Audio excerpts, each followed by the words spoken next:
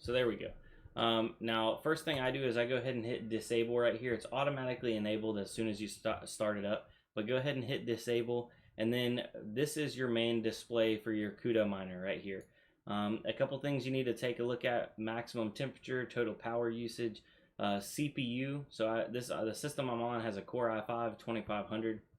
It's an old quad core. It's basically not going to make any money. So I'm going to go ahead and disable that because I've already benchmarked and figured out that it's not worth it for me to keep this i5 burning power, making only a couple pennies a day.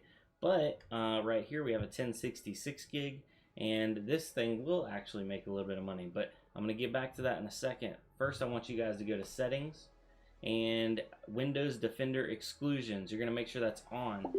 If you have that off, Windows Defender sometimes will disable some of your miners. Sorry about that. Let me cut my phone off real quick.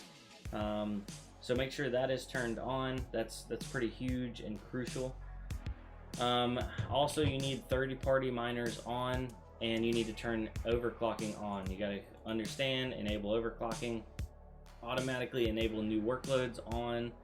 And you can go through here and click on your NVIDIA algorithms if you have an NVIDIA card, or AMD algorithms if you have an AMD card, and you can take a look at what is enabled or disabled. So all of these are automatically enabled except for Monero, which isn't a problem. We're not going to mine Monero on a 1060, so that's good to go. But say if you're having an issue with one of these and it keeps failing, you can go in here and disable it. That's one option they give you. So that's kind of cool. Now further on down the list, startup visibility, we want that visible. Pause when computer in use, I always leave that on off because I don't let it automatically mine for me. I turn it on and I turn it off manually. Schedule use off, I don't want to schedule it. Some people do schedule it so it cuts on at night while they're not using it.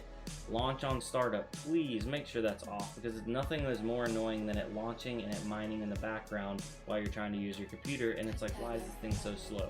So make sure that's off. Earn when started, off, because I like to push that on and off button for starting the miner.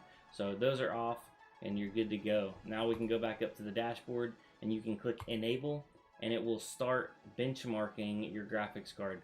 This does take some time, and since I just installed it on here, I don't think it's going to have my benchmarks from everything. So honestly, I would give it a minimum of about 30 minutes, and then your monthly earning potential will start to make sense. Right now it's showing $6. I don't think that's correct at all. Maybe close, but yeah. So total power usage, 95 watts. You can tell it's actually doing something. And yeah, from there, ladies and gentlemen, you're basically mining. So give it 30 minutes to an hour and see what it settles in when it's actually mining. And when it's done benchmarking, it won't say preparing or starting anymore. It'll just say mining, and your monthly earning potential, your temperature and power usage will all be pretty consistent. They won't be jumping around, and that's pretty much it. Let me just say